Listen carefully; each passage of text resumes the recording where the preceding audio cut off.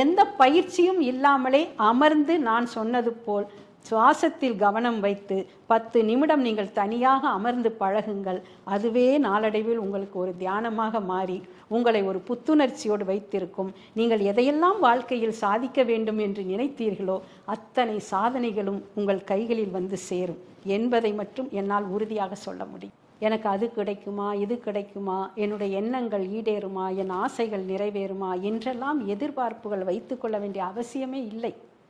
தியானம் என்ன பண்ணுது? நம்மளை இந்த தருணத்திற்கு கொண்டு வந்து நிறுத்துகிறது.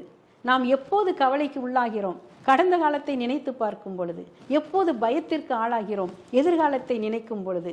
இந்த இரண்டையும் மறந்து இந்த தருணத்தில் இந்த நொடியில் நாம் முழுவதுமாக 100% நம்மளை இருக்க வைப்பதுதான் தியானம். அந்த தருணத்தில் இருந்து விட்டாலே இன்பமும் மகிழ்ச்சியும் நம்மோடு இணைந்து வந்து கொண்டேதான் இருக்கும். ஆகையினால் எனக்கு பிரச்சனைகள் இருக்கிறது, நான் என்ன செய்ய போகிறேன் என்ற பயமோ, அல்லது நாளை என்ன நடக்கும் என்ற ஒரு எதிர்பார்ப்போ, அல்லது நேற்று இப்படி நடந்து விட்டதே என்ற ஒரு அச்சமோ எதுவுமே இல்லாமல் அன்றன்றைக்கு அந்தந்த தருணத்தில் என்ன நிகழ்வுகள் நடக்கிறதோ அதை அப்படியே ஏற்றுக்கொள்கின்ற ஒரு மனப்பக்குவத்தை இந்த தியானம் நமக்கு கொண்டு வந்து சேர்க்கும்.